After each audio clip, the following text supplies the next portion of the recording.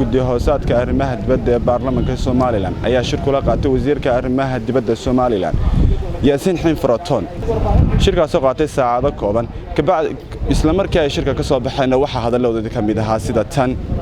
annaga u yeedhnay waxaan doonaynaa maxaan rahay siyaasadda arrimaha dibadda ee Soomaaliland guud ahaan iyo gaar ahaan shirarkii maxaan ku dhahay ka dhacay Djibouti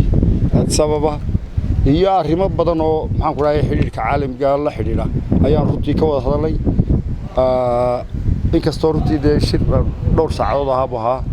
mid magaranaysaa ugaba oo ka cudurdaarayna laakiin guud ahaan marka soo koobo aad iyo aad baan runtii ugu qanacnay sida wasiirka iyo dawladda xukuumaddu ay u shaqeynayso arrimaha dibadda maanta maalin ay ka wanaagsan tahay aanay maxaan ku dhahay jirin siyaasaddeena arrimaha dibaddu اتجاه haysato waxaan ku dhahay soo kabanayso inkastoo in badan hore ma garanaysaa loo hadalhayay anagu lafteed xogaal baanu nahay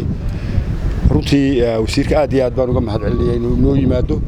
inuu maxaan ku dhahay arrimaha si wanaagsan oo calool furan oo laab xaraan uga wada hadalno dubna waanu u ballanay intaas ku soo biyo wasaaradda baarlamaanku idin sheegay maanta guddiga baan halkan aanu ku yeelanay shir galay aaraa badan baan iyo xog badan iyo aaraa badan baan isdhaafsanay oo aanu arkay aad iyo aad loogu baahnaa wixii tafaasiilana haddii aad u baahataan waxaad sii waraysan doontaan xogaha iyo guddigiisa laakiin waxaan arkaa mid faa'iido loo baahnaa inay tahay